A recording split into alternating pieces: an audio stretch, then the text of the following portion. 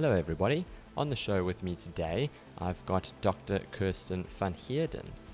Kirsten is a sports psychologist and she's one of the very few people, a handful of people in South Africa that has represented their country in a particular sport and has a PhD in sports psychology. Kirsten was an excellent swimmer, achieving everything or competing in everything other than the Olympics. So I can think of nobody better to advise us on the importance of mindset, how to train it, and how to improve valuable skills such as being mindful, which we discuss in this episode, along with other factors such as the identity of a sports person, inclusive of their sport and who they are outside of their sport, dual dreams as well, so having dreams that are separate from the dreams and ambitions that a sports person may have for their particular profession. I thoroughly enjoyed this episode. If you like mental health, performance, and how to get the most out of yourself, I think you're going to love this one too. As always, you guessed it, like, share, subscribe, and enjoy.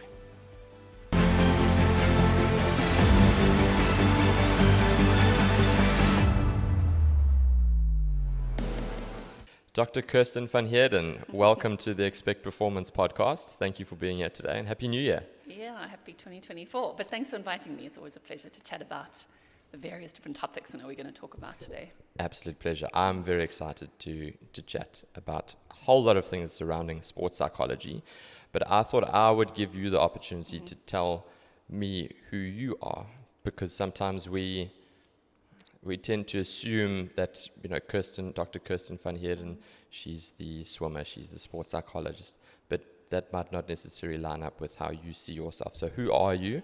And tell me about yourself and your context.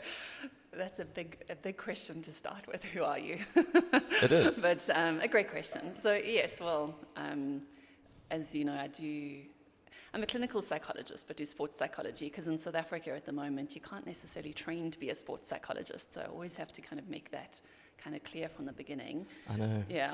I wanted to specialize in sports psychology. Instead had to do something else. No, so I hear you. But I enjoyed it because, part of who I am, if I can be honest with it, is when I say enjoy people, my mum was a bit like this. She was a teacher, but she was very interested in children with more like emotional difficulties and challenges. And so I became very interested in that as well. And I remember when I was younger, she gave me books to read around, there was an author called Tori Hayden. She was also a teacher, and she taught kids with like these different emotional needs. And I just remember being fascinated by that. And sort of what might sound strange, but what can go wrong with someone, like through their history or their environment. You get this beautiful baby that's born, and then what happens that they end up where they choose not to talk, or, just all these other things that can happen to people. And so, I just remember being fascinated by that. So I suppose my whole life, that's really something that I knew I wanted to somehow get involved with. So the clinical psych was something where I enjoyed, where it was what happens, in a sense, what goes wrong, for want of a better word. But what I enjoyed about the sports psychology is the flourishing side of things as well, like the high performance and, in a sense, what goes right, and that aspect of things. So I think those are the things that really interest me, people and just their lives. And as I said, how telling people's stories and listening to people's stories. Of course, as you said, I was a swimmer as well and loved that, still love it. Do you still swim? I do. I hate running. Yeah. I can't run, maybe I should say. It's not that I hate running, I can't run really. But no, I just love it. I love being in the water. I'm asthmatic, and so it's not the reason that I started swimming, but certainly when I was younger, the doctor had said to my mum, and dad, you should get your daughter to swim, it's good for asthmatics. But even before then, I remember just loving the water, and my brother and I would be playing in the pool from, as soon as the sun was up, as long as we can, during Christmas holidays, and just loved it. Super competitive, so I think that suited me well, where it was something I enjoyed to do, but was just super competitive in that. And then really, as I said, my interest in sports psychology kind of developed through my own career, realizing how much my mind played in my performance, because, you train like 6 hours a day, if not more. And as an elite swimmer. Yeah, as an elite swimmer, we're training probably 9 sessions a week in the pool. You're doing 2 or 3 gym sessions, plus some other stuff as well, and your shoulder rehab or prehab and all those things. Yeah. And you think you might as well not have trained that hard. Come race day, you're so nervous you can't actually perform like you really want to, or more in the case of myself and a lot of the athletes that I work with, just overthinking stuff. So I just became interested in this mental side, and other than just training hard, what do you do to really train the side of things? So, as I was finishing my swimming career, I was also then finishing off, or studying at the same time, and then finishing off going into psychology. So it just seemed a natural fit to do more of the sports psychology side of things. And then I just transferred my competitiveness from sport into my work. That sounds like a perfect match. Yeah. And it sounds like you made a decent career out of professional swimming as well. How far did your career go in swimming? Yeah, I often say to people, I went to everything except the Olympic Games, which was fine. It's interesting. I never really grew up thinking, I want to be an Olympian. I just loved to swim, and I loved to win races, and so I was just swam, and I was very fortunate to be able to make South African teams and go to Commonwealth and World Champs and events like that, major events like that. At that point, you can't, and still swimming is tough. Like if you're best in the world, you can earn some money, but it was never going to be a financial career in any sense of the word. So, and that's eventually also one of the reasons that I stopped, was just, I was like, okay, my parents can't keep paying for me. Yeah. I need to, earn some money and, kind of contribute in some way. But yeah, I loved it. And as I said, I was very fortunate to be able to travel the world and to swim and compete. And I certainly wouldn't be doing what I'm doing now if it wasn't for that. Yeah, and it sounds like you've made a good match. You're one of a handful of people who've represented South Africa and have a PhD in the area of sports psychology. Yeah. So a very unique blend and rare blend of people in this country. Yeah, no, thank you. It's, I think as you said, like, who are you? Like, it just blends all my different interests, So, that sport is lovely and I enjoy being active, but as I enjoy really the psychology of things. So everything just seemed to fit well. And again, if you'd asked me when I first started varsity if you'd do a PhD, I probably would not have said no. And maybe if you know how much work, I'm definitely not doing that. But I loved it as well. I absolutely loved it. And I know we're going to get onto the topics of identity and things like that, but my PhD was definitely quite a personal piece of research for me. Yeah. What was that research? So it looked at, I actually used the Commonwealth Games team in 2006 as sort of my sample, but it was looking at, I won't bore you with the technical title, but it was looking at identity in athletes. And this question of who are you? And there's one particular called athletic identity, where you can measure it and see how strongly you associate with being an athlete. Do you only see yourself as an athlete, or do you see yourself as something else? And sort of through a number of different ways of asking questions, those with a very high athletic identity, that's kind of almost all they saw themselves as. It's called identity foreclosure, where you don't draw a sense of worth, or you don't, from any other aspect of yourself in some respects. Other than your ability to perform in that field of expertise. As an athlete, yeah. And so I was like, that's not great, because first of all, the only guarantee in sports is that it's going to end. You're not going to be a 60-year-old Olympic swimmer. So that athletic identity is for a very short time. And if we know that that's where your sole sense of self-worth, in a sense, is coming from, that's a problem for me. And so that's where I really became interested in a lot of the work that I do now. Is it a problem after they finished their career, or is it something that is a problem during their career? Because does one, to be an elite athlete, to be, and I'm speaking elite of the elite, do they have to have that level of single-mindedness that might accompany that identity that you're talking about? Yeah, it's a great question, and we could talk about this for hours, because it's it's a bit of both. And the problem is, you're right, a lot of athletes who are very single-minded in their focus, and that's what they do. If we look at people like Michael Phelps, and I'm sure that some of the listeners would have heard of The Weight of Gold. I don't know if you've watched it. It's a documentary narrated by Michael Phelps, but looks at a lot of different athletes as well, and sort of mental health struggles. And he kind of said, he saw himself not even as a human being, but just as a swimmer.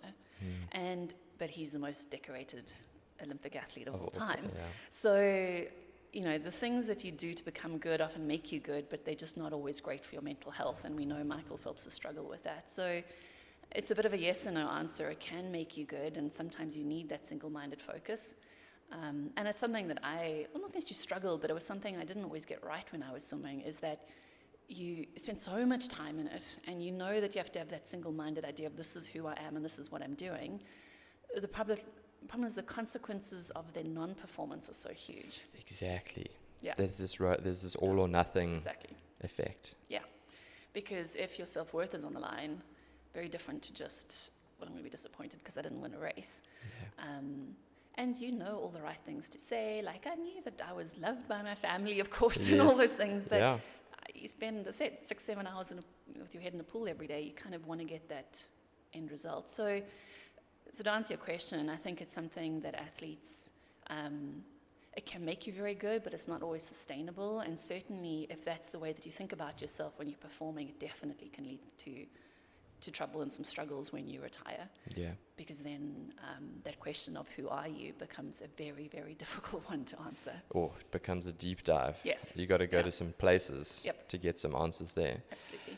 And like you say, there's a lot on the line then. That performance anxiety for some people, perhaps dependent on their personalities, might be counterproductive. That when that buzzer goes to jump into the pool, or when you hit that tee shot, that you're basically playing for your identity and your self-worth, or swimming for your self-worth every time.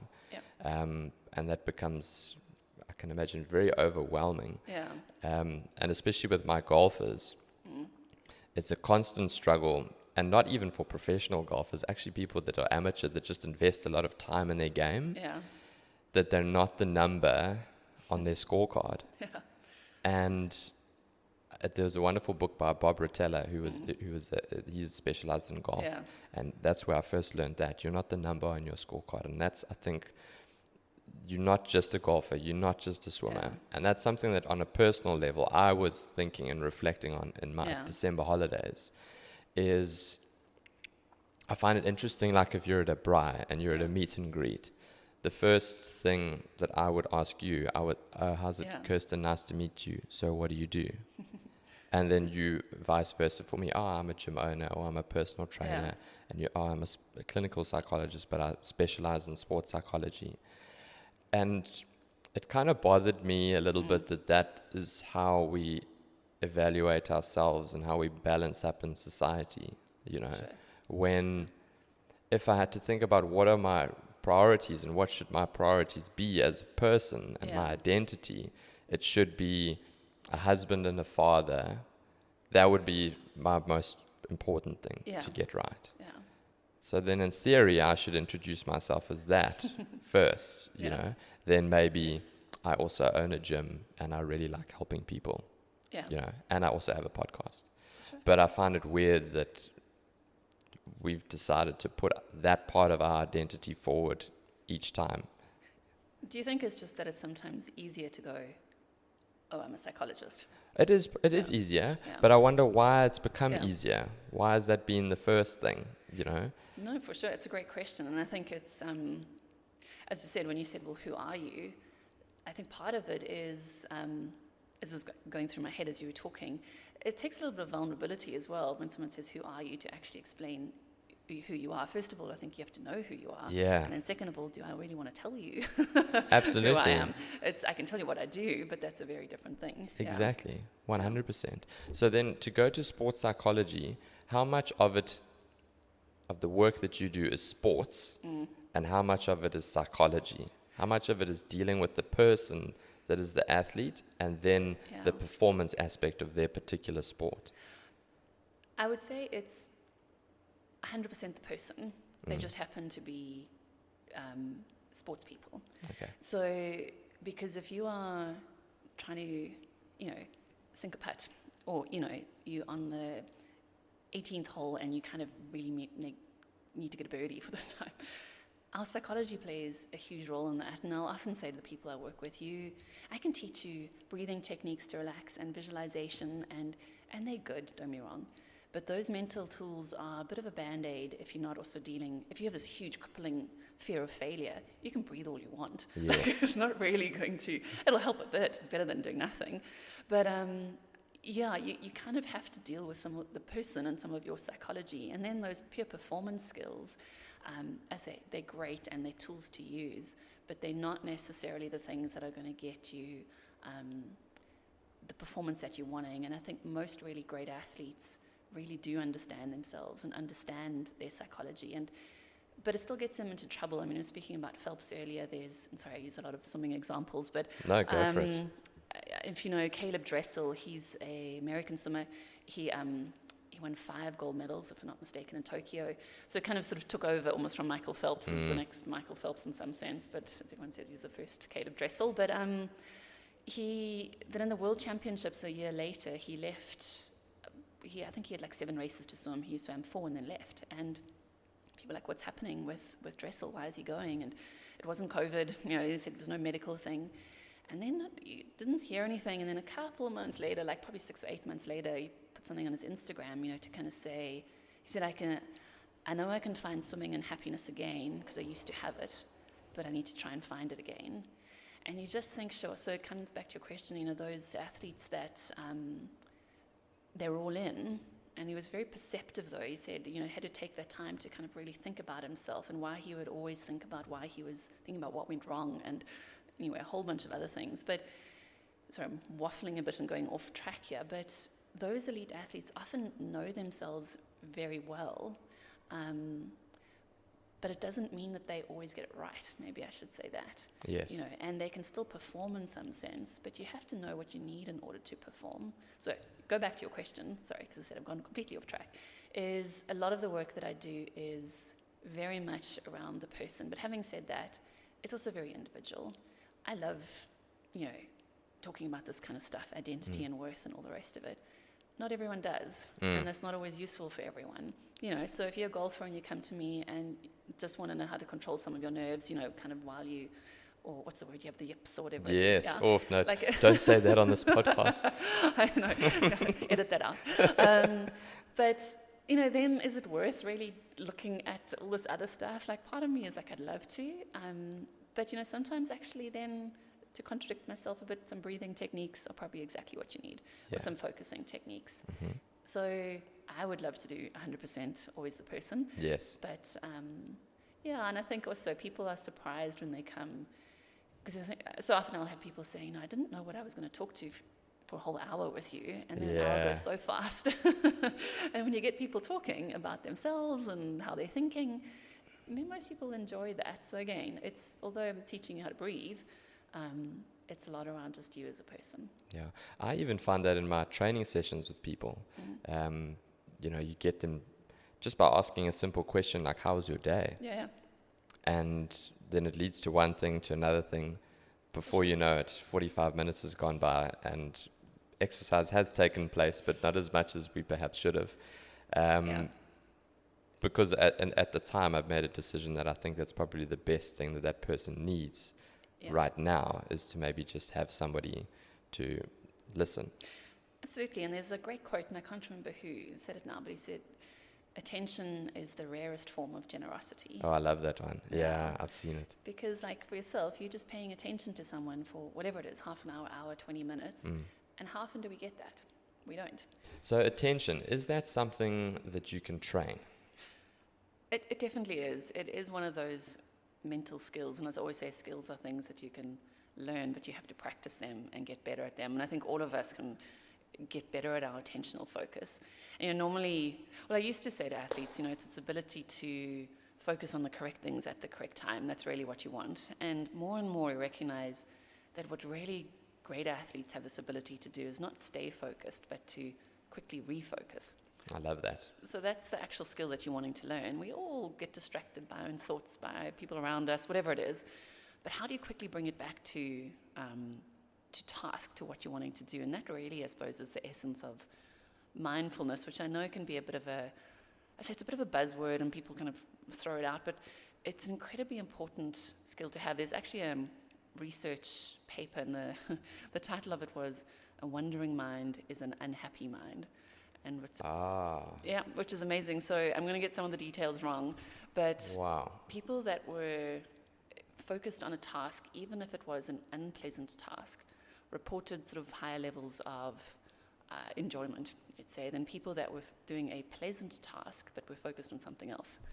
So that ability to be quickly absorbed, so even if you're not doing something you like, but you're completely absorbed in it, you feel a little bit happier, and I say enjoy it a bit more, Yes. than if you're doing something maybe that you even like, but you're thinking about something else and your mind's not there.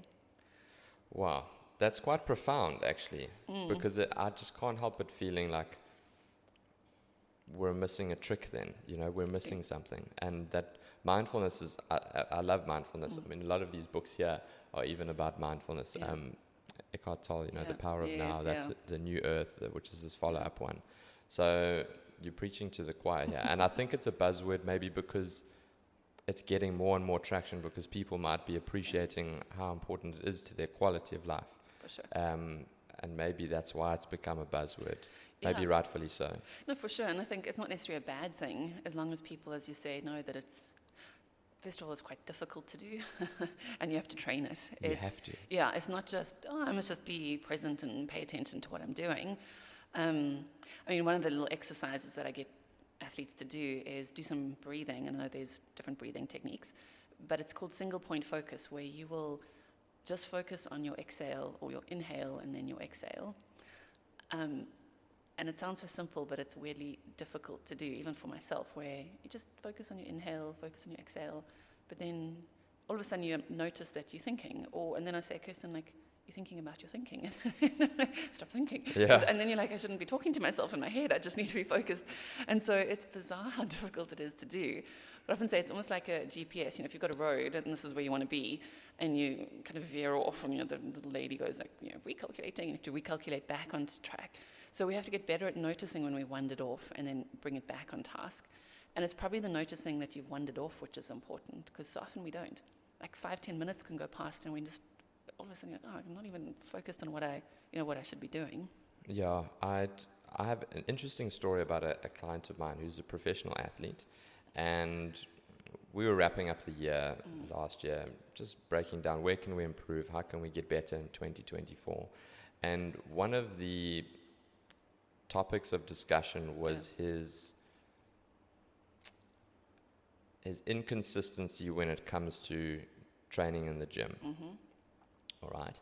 And his reasoning for that was that when he sets out a period of time, like, okay, he's going to train 3 times a week for the next 8 weeks, like he's got a training block. Yeah. It's like black and white. So the moment he misses that first training session, something comes up, there's a setback of some kind, then he gets the feeling of, well, what's the point in continuing, because I've already now not achieved my goal. So, and that's to your point of being able to refocus, not necessarily, yes, obviously in the moment of competition, but also to refocus in terms of the habits that you're trying to form. So is that something that you see quite commonly amongst athletes and people that are trying to achieve goals? For sure. I think, the really great athletes, as I said before, they don't know if they miss something, they just regroup pretty quickly and come back. But it's not uncommon. I've heard it quite a few times. People say, but then I set it out, you mess it up on a Monday, and then you think, well, the whole week's just, gone. Like, why even kind of try? And so absolutely it is. It's this idea of how do you then just say, okay, well, it links to a lot of different things.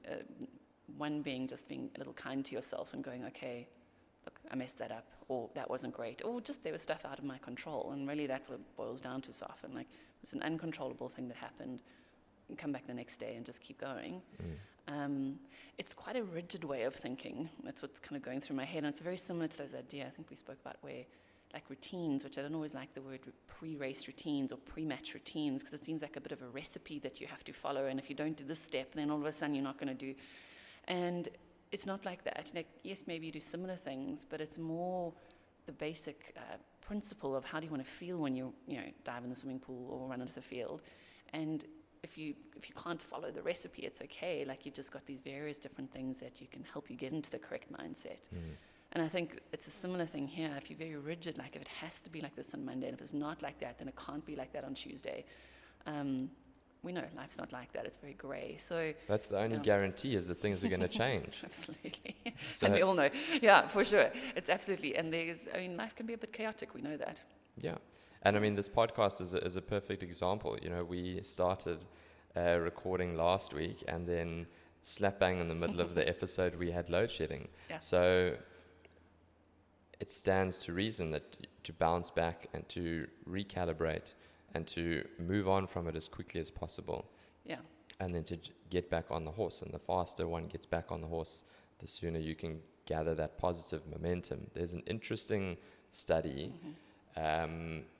with goal setting. Yeah.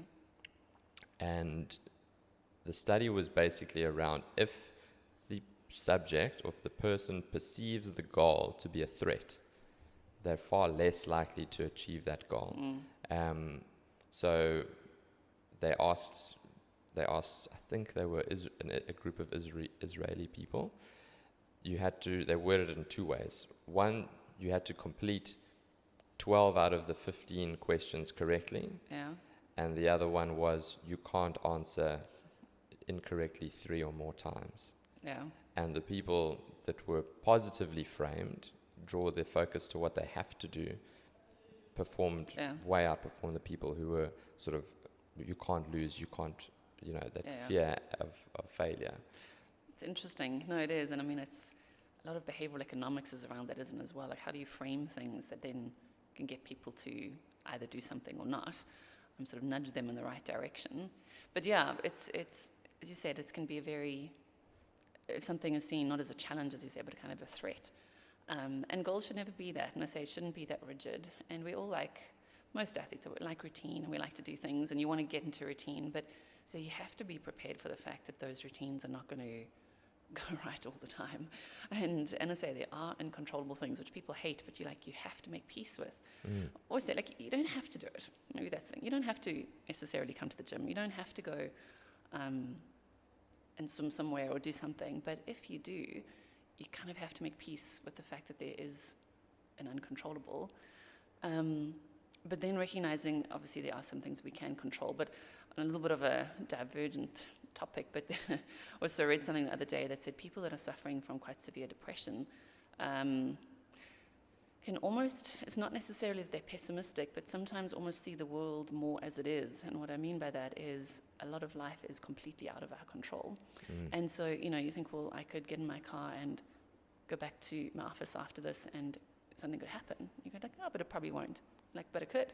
And you're like, no, it probably won't. Yeah, quite a nihilistic approach. Exactly, yeah. And so we, as much as we need to focus on the fact, understand and make peace with the fact that there are some uncontrollables, we all need a little bit of those rose-tinted glasses to be able to go, look, I'm sure I'll be fine. Or what can I control? I'll make sure that I'm okay and I'm vigilant. So I say, for me, it's two things. It's making peace with that there will be uncontrollables. Don't do the activity if you're not prepared to make peace with that. It has to be that. But then get on, for sure, and do the things that you can control. And as we said, something like attentional focus, practicing that, recognizing when your mind is wandered, bringing it back onto task, it's definitely something that we can control. And ultimately, we're the only thing that we can control. Our thoughts, our minds, our actions. So we have to kind of work on that. I couldn't agree more.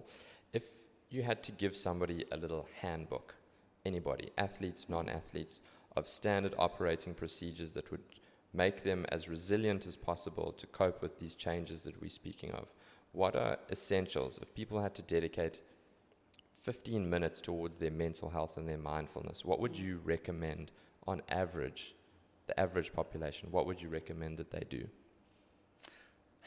I'm going to preface this with, it's very individual. Yes, fair enough. But there are a couple of things. I think principles, rather. For sure, yeah. What principles should people follow? Absolutely. And what we are talking about now is something I think that is really important. It's that idea of not time traveling. So thinking way too far in the future, way too far in the past. Because a lot of anxiety and stress is excessive worry about the future or worry about the past and what you've done and what you said. So for sure, this idea of mindfulness, being a bit more present in the moment, is without a doubt one of the things that people really need to learn how to do. And I'll say it again, it's recognizing when your mind is wandered off, because it'll wander off. I think part of that as well is, and I know that sounds a bit strange, but not being attached attached to our thoughts, which can be very, very difficult, but understanding that it's that idea of like we are not our thoughts. So I can have a thought, which sounds bizarre, but I'm not necessarily that. I can observe that thought and I can view this thought. I don't have to believe that. it. Like a third party almost. Yeah. You're viewing it as a third party. Exactly. So I often use this way of thinking about it. If you imagine your thoughts are a little bit like a river that's kind of floating out to sea. Yeah. We can stand on the bank and observe the river. We're not in the river, like kind of just getting swept along, but you can notice the river. And then some of our doubts or whatever it might be, worries, concerns, are like little pieces of sticks and rubbish, that kind of come down the river. It's not a problem that, it's when there's like a snag, so like an overhanging branch or rock or something, then the rubbish like builds up behind it. So often we try to do too much with that thought. We either get worried that we're thinking it, or we shouldn't be thinking it, or we like obsessively kind of ruminate on it. This real skill is being able to just recognize like, oh, okay, there's a little piece of rubbish in my thought river. And then, okay, that's great. And then be able to kind of let it flow out. And the clean water that lets it flow out and out to sea often is refocusing then on, okay, what is a controllable? What can I do? And some days it'll be great, the river will be pretty clean, and other days there'll be like a whole lot of rubbish that comes down. And you just have to be like, oh my goodness, thank you, brain, that's a lot of stuff. Yes. And then, okay, what can I do? If there's something I can do, do it. Nothing I can do, don't have to believe them, and let it kind of float out. The other real interesting exercise to do is this idea of not believing our thoughts. If I say, I can't, touch this microphone stand, I can't touch this microphone stand, and then I touch it, I'm saying to myself, I can't touch it, but of course I can, and you do it. Or like, I can't stand up, and you stand up. Like, just because we think something doesn't mean it's true, doesn't mean we have to believe it. And that's what I say, unhooking from those thoughts. It's tough to do, but it's something I think for anyone, that idea of being in the moment and recognizing our thoughts are just thoughts. That's it. The other basic principle, which I love, is getting a little bit better at recognizing our emotions and then being able to deal with it. And so, it's kind of like the weather. Some days are beautifully hot and it's wonderful and sunny. Other days it's pouring with rain. I don't wake up in the morning and go, well, I know it's beautifully hot, I'm not going to go to work, I'm going to the beach. You might, but you're like, I need to go to work. So, or if it's pouring with rain, you're like, okay, I need to dress a little bit differently, I need to leave a little bit earlier for work because there's going to be traffic. And it's the same thing with us. There's, our emotions every day kind of go up and down, and we have to notice it. It's like the weather. Again, we're pretty bad at being able to name the emotion, though. Like, we kind of, I'm happy, I'm sad, I'm angry. There's a wonderful book on that called The Atlas of the Heart. I know about it. I haven't read it, but I'm it's like it's the play-by-play on the different emotions, and even something as subtle as defining the difference between envy and jealousy. Exactly. And it's a weird thing that once you're able to label something, how it makes it so much easier to deal with. That's exactly because now you almost know, you can see the dragon in the room now. For sure. Whereas you knew there was a dragon in the room somewhere, but you couldn't quite pinpoint which door it was going to come out of. Yeah, that's exactly it. Yeah, and it's kind of, so it's that, what is the technical word, emotional granularity, being able to go, like, even if you look around your office here, it's not just black and green and yellow. There's whatever it is, sage green and butter yellow, and so an artist would see something very different. So people being able to identify that and then do something about it. Like we would dress differently or leave early for work, do something about it, but then get on with your day. You can't let your emotions dictate what you're going to do. And I think that's so often where we all fall into the trap, that we think something or we feel something, and then that dictates how we behave. And we have to say, no, I can manage it, and then get on with my day. Yes, I always say there's severe weather, so I'm not going to go out in a hurricane. And that's the idea, again, if you're noticing for yourself, and again, I use the word like noticing, this is how you're feeling, like someone that is quite heading towards depression or a lot of anxiety, then you need to, to get some help for it. But in general, most of us, we just have different weather every day that we get better at noticing and managing. Yeah. And so it's that checking in with yourself. And I'll say again, it's the same with our thoughts. It's weirdly difficult, and it's strangely, we're strangely bad at it.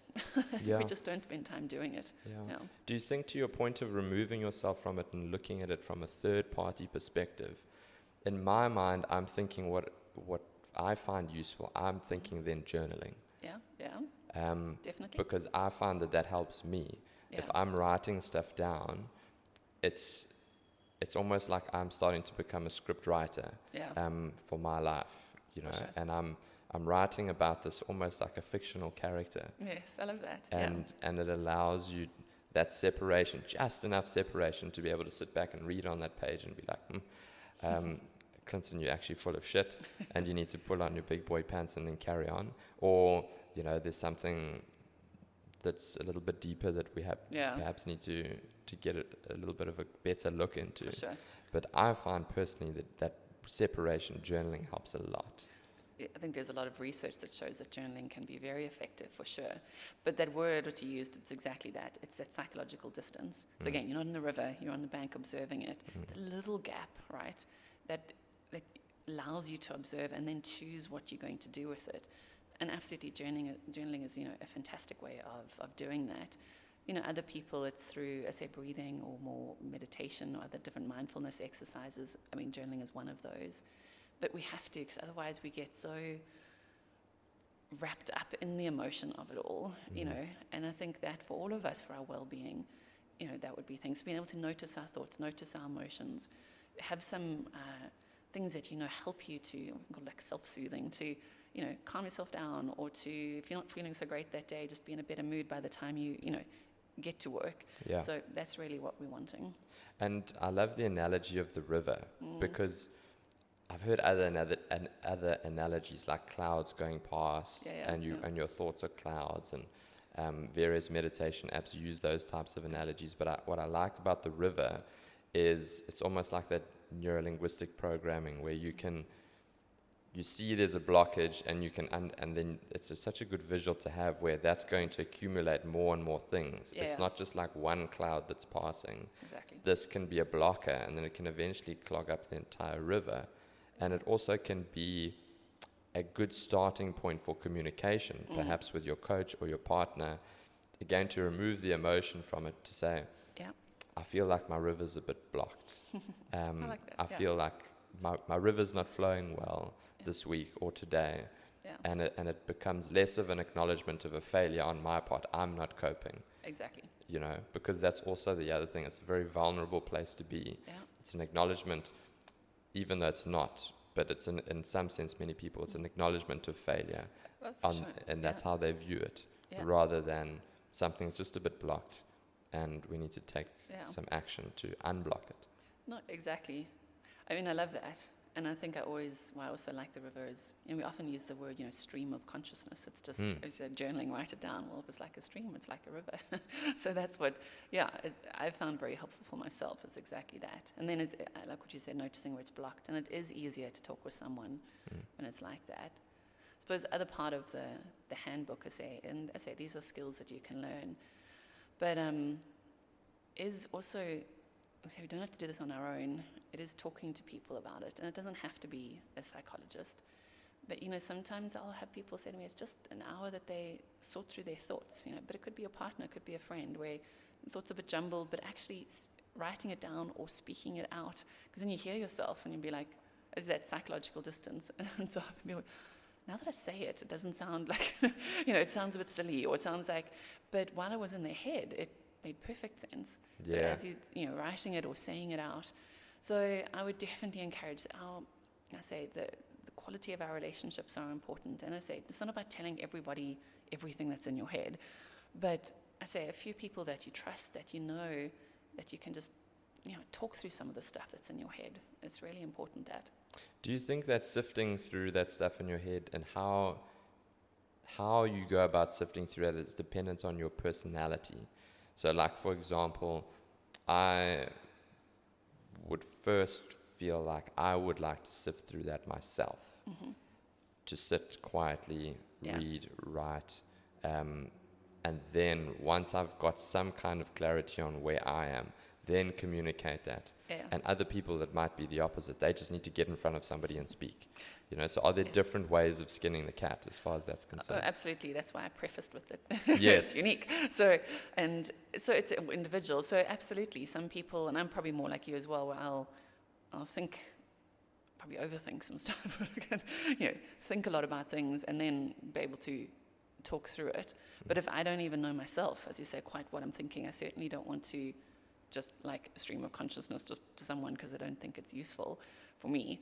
But other people, absolutely, they will talk through things, and as they're talking through it, it makes more sense. And I think that's also the point, isn't it, with partners, coaches, teammates, is also knowing the person that you're working with and then understanding what they need or they don't need. Yeah. What do you think is the biggest, in your experience, the biggest misconception around sports psychology? So people come in and they ask you for help. What is the recurring pattern, if there is one? Read your mind. Yeah. I think people are very worried about that for some reason. Like, I definitely can't unless you tell me. I don't know what you're thinking. The other one is that often when I tell people, not even athletes, they'll say, I'm a sports psychologist. They're like, oh, what do you like? Try help people win. And you're like, no, it's not necessarily that. So I think, yeah, I say I can't read people's minds. It's not just about winning. And then people often have a very Hollywood version of what a psychologist is. So I'm going to make you lie on my couch and, I don't know, speak about your mother and the feelings that you had when you were a child, and we can certainly do that. But it's not that. It's much more, which I enjoy, like much more skills-based. And that's probably work a bit more cognitive behaviorally, so it is a little bit more around, this way, I don't want people to, traditionally psychology I know is, you want to ask some questions that the other person can come to certain realizations himself, and there's certain huge value in that. I personally, not that I don't like that, there's value in it, but if you know that I'm doing something wrong, like, tell me, and then I can go fix it. I can change it. Or when I was being coached, I wanted to be coached, so my coach must tell me, and then, so I'm much more directive in that if I know that your intentional focus is not correct, why would I not tell you that you're not doing it correctly? Like, this is how you need to do it. So I enjoy that aspect of it. So I say it's not sort of the Hollywood version of things. It is much more, like didactic, learning, teaching, skills-based. But then, of course, it always goes into other stuff, as I said. Well, not always. It sometimes can go into other things as well. So yeah, it is ultimately what it is helping you build a bit of insight. And most of psychology is this, I know, building insight into what are you thinking, what are you feeling, and once you know that, then you can have some tools to manage it. Yeah. One of the biggest misconceptions that I've found from people who've been to see sports psychologists, and I would say even people that haven't, is because it's something that's hard to track. If somebody comes in here and they do a squat, I can say to them, you were doing a 40 kg squat, in 4 weeks' time you're now doing 60. Yeah. It's there, it's concrete. Yeah. The misconception that I find is because it's not as measurable definitively, people don't do the work they need to do for long enough to start to see the rewards. Like, they don't think of it as a skill. Yeah. At least that's my perception of it. Whereas meditation is 100% a skill. You 100% have to train your brain to think a certain way. Yeah. Just like you have to train your glutes if you want. Yeah. You have to do squats to train your glutes. For sure. And for some reason, there's a disconnect there in the perception.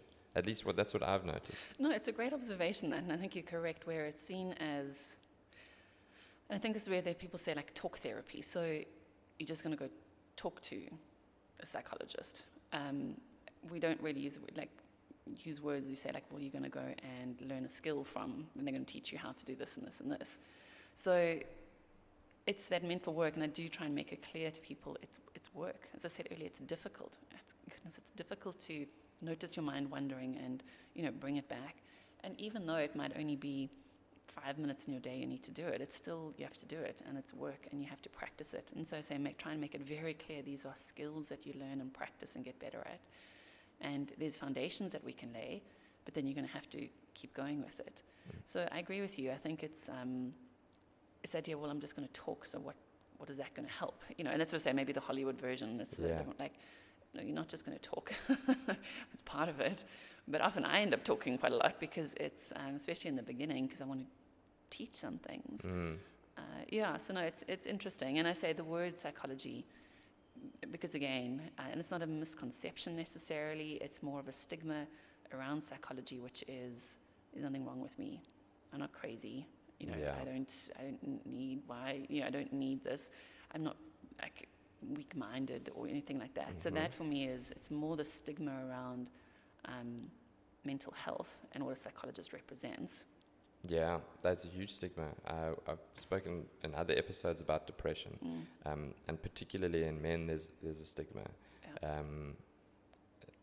where there's, there must be that strong, sort of manly, sort of patriarchal figure that it's an acknowledgement of failure or weakness or something like that. For sure, and I don't know where we got this idea of, say, mental health and mental toughness being the same thing, and it's not. That's such a good, I love that. Because if you had to say to someone, what's the difference, often they don't know, or they say, well, I'm mentally tough, so they just assume then their mental health is great.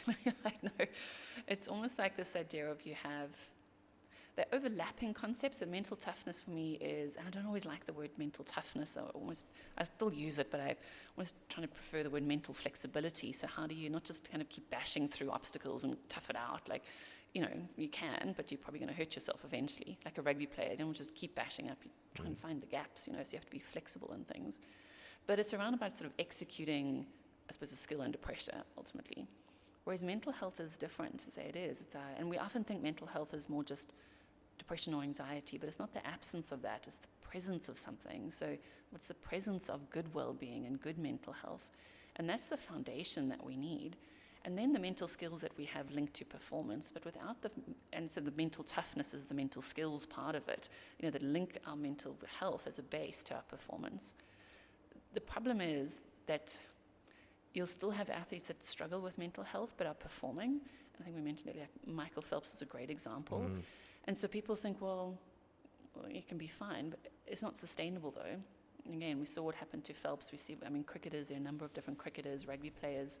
It's across all sports now, isn't it? Yeah. And it's getting now finally some more traction. Which is wonderful. It's good. And not just athletes that have retired that are saying, hey, I struggled. Current athletes that are performing saying, hey, this is a struggle. So performance papers over those cracks, and people think, well, you're winning gold medals, you're fine. And actually, no, that's not. And I say, it might be okay, you might be all right for a bit and still continue to win gold medals, but it's very detrimental for yourself and eventually, just you as a human being and a person. There's a difference between mental toughness and mental health. That's intense. I like that. Yeah. Going back to identity and uncontrollables, and like you said, the one thing that is a guarantee in all athletes is that their career will come to an end. Yeah.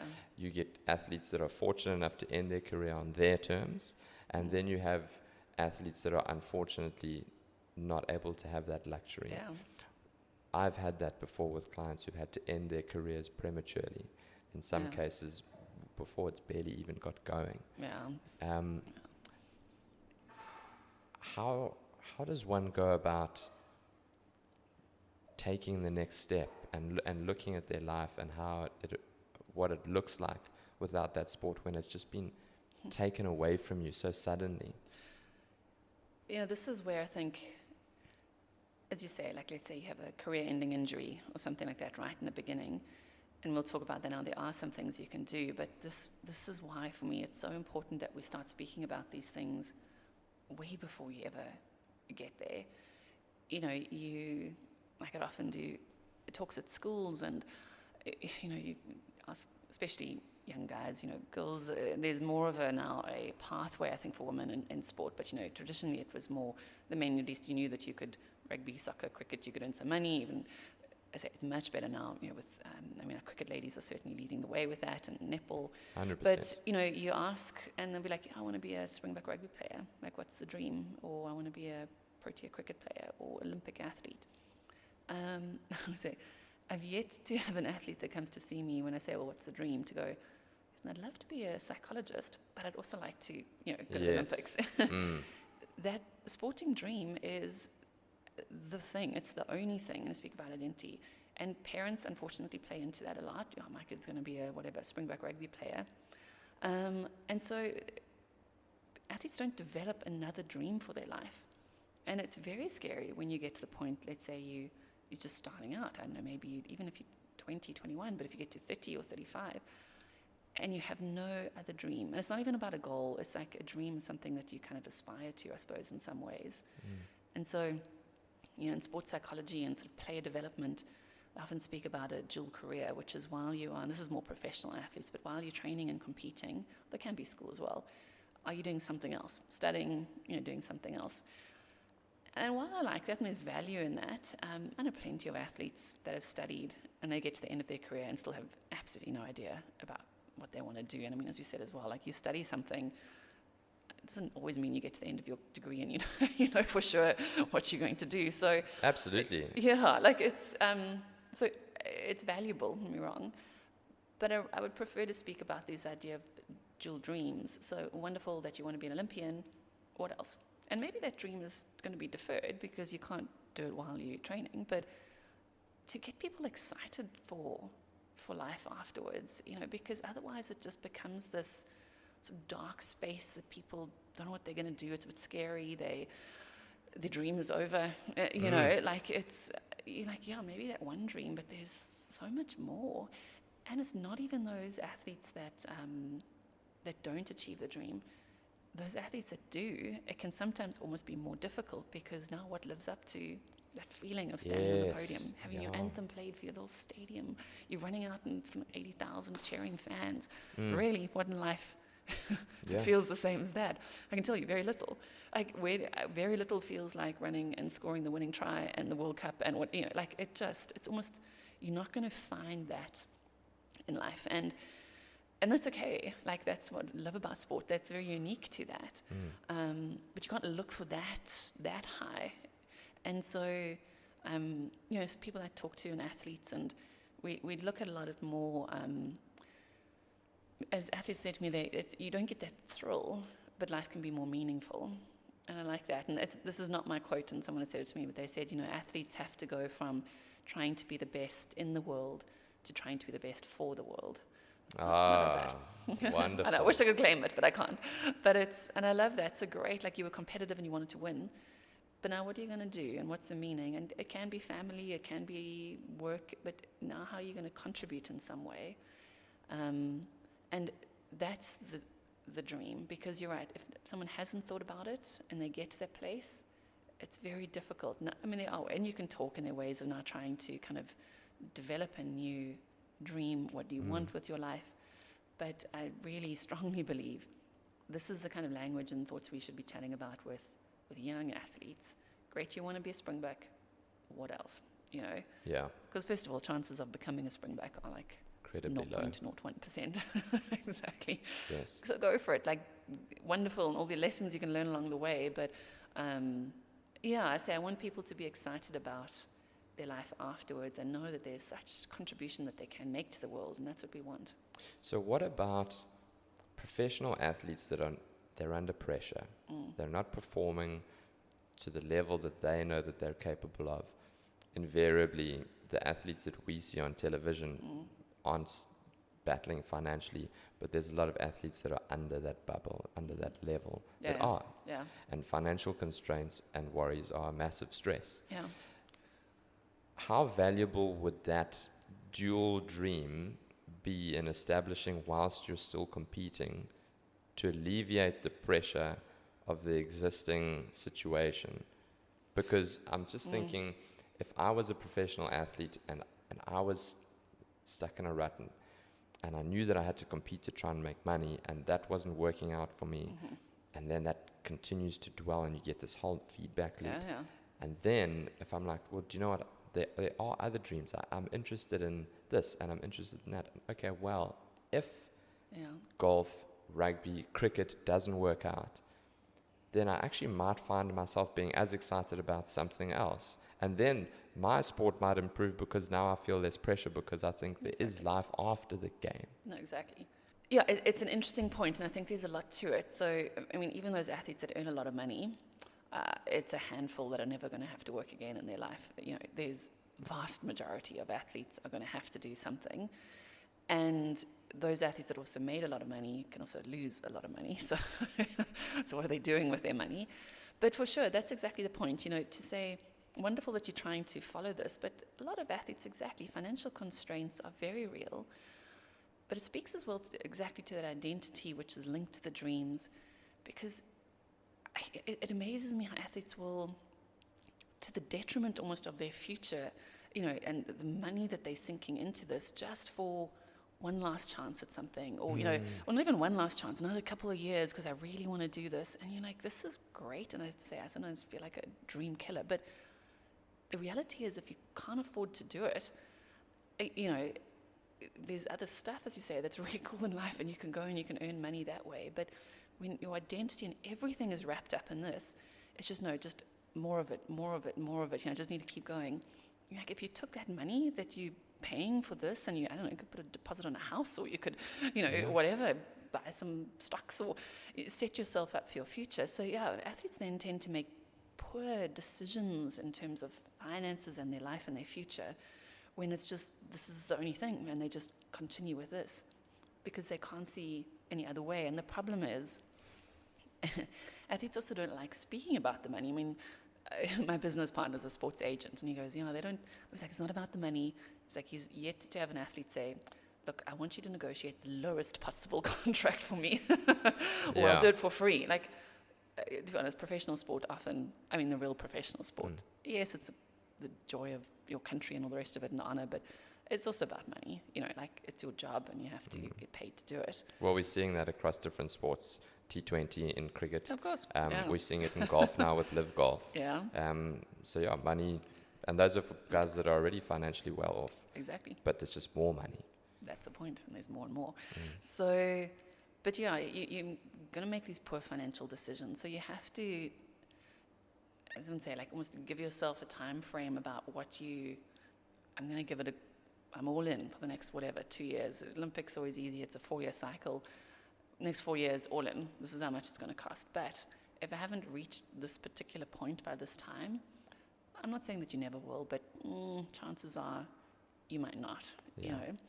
And in the book that I wrote, Waking from the Dream, one of the guys I interviewed, Brendan Dedican, he was a swimmer, and he's great. I love Brendan. He's actually from Pietermaritzburg, where I grew up. Good people from Maritzburg. But he said, when he was swimming, he got to the point as well where he had finished his studies in the US, so he had no longer a scholarship there, and parents couldn't afford, to stay in America. SASCOC couldn't help, Swimming South Africa couldn't help. This was a number of years ago, but he said he had to sit down and say to himself, okay, what do I want to get out of swimming? And he's like, if I'm going to carry on, I want to win an Olympic gold medal, and I want to break the world record. He was a 50 freestyle swimmer. That's why. He said, if I want to swim, these are my goals. And then he was like, okay, so what resources do I need in order to get there? And he's very pragmatic. He said, eventually, he's like, I can't be trying to work full-time and coach and train and do this. I need to be able to train full-time if this is what I want to reach. And he realized he didn't have the finances to do that or support to do that. So he said, swimming's fun, but it doesn't pay the bills. And he wasn't just going to swim and try and half-ass it and do a little bit and maybe just get to the Olympics, but, No, he knew very clearly what he wanted to achieve, and he needed to have these resources, and if he couldn't, it's not that it's not disappointing, but then, okay, I need to stop and do something else. And I say, super pragmatic, but I love that story because it is very pragmatic. And I say, too often you see athletes getting themselves into real financial trouble when or parents just keep paying, and they want to keep their kids' dream alive, which I love, and it's great, but there's some point where you're like, look, again, why are you so afraid of other life? Like, there's so many other dreams that you can have and use your time for. So it's not about saying we don't believe in you. It's saying, look, it's probably not going to work out here quite like you think, but let's support you in other dreams that can work out. Yeah, and not only to something that might match your sport, but you might be missing out on something that you don't even know is even better than the thrill of that sport. You might find your specific niche that you didn't realize that you had that skill set that's so fulfilling, that is even better than the sport that you thought that was going to make you in life. Again, another one of my favorite stories with that is Roger Bannister, who was the first man to break the 4-minute mile. And he became, I think it was a neurologist, and at the end of his life he said he said, I'm more proud of my neurology achievements than I am of my athletic achievements. And Wonderful. Exactly. I was like, that would be my hope for all athletes that I work with, is that you can get to the end of your life and I'm proud of my athletic achievements, whatever they may be, but my goodness, I'm almost more proud of the other 60 years that I've lived my life, and what you've contributed to the world and to society, and that's so exciting. It's so exciting for me, that. Yeah. But it's so sad for me that athletes don't see that and don't think that, and retirement just becomes a very scary place. And let me just say this as well. I do recognize that some athletes, sport is a way out. It's a social mobility tool. It's a way out of social circumstances. There's a lot more at stake than just, I like doing this. Yes. So I do understand that there's probably a large, subset of athletes that's it, and you need to go for it. But even those athletes say, I refuse to believe that sport's the only thing that you're good at. It is a wonderful tool, and it's a good shot at making some money. But it can't be the only thing, because what happens if you get injured? Then what? We're just saying, well, the rest of your life, there's no opportunity for you to make something or to get yourself out of whatever social circumstances you're in. And I say, I refuse to believe that. Yeah. What a wonderful way to leave it. You mentioned your book. Where can people find you if they want to read your book? And then where can people find you? Instagram, websites, if they want to come and see you in person? Sure. So you can order the book through the website. So it's just newtonagency.co.za. It's the agency where I work, and you'll see there's a tab for book, and you can order that. I am in the process of trying to create an ebook. And also the book's not very long. I know people don't like to read, so whenever I give it to athletes, they're like, oh, it's not very long, great. So each chapter is one person's story. And then my podcast is called Behind the Dream, and that's on all different platforms, Spotify, Google, Apple Podcasts. And my contact details are as well on the website. Instagram, I think it's Dr Kirsten van Heerden is my professional one, so you can go look on there. And I'll put all the links in the show notes, yeah. Testing my memory now with all these things. But yeah, people can find me on that. And I'm very happy if people contact me and want to find out. But it's been good. I could continue talking about this stuff. I know, me too. Maybe we'll do a part 2 sometime soon. Absolutely. Awesome. Yeah, Thank you, Kirsten. So absolute pleasure.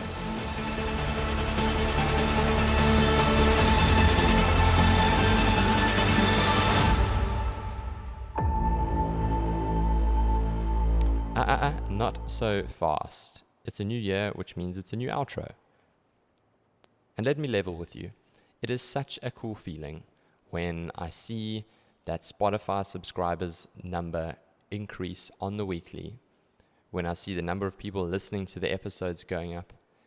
And it really makes a huge difference. Have you ever done something and you feel so good when you get rewarded by some positive feedback and you really feel like you're making a difference?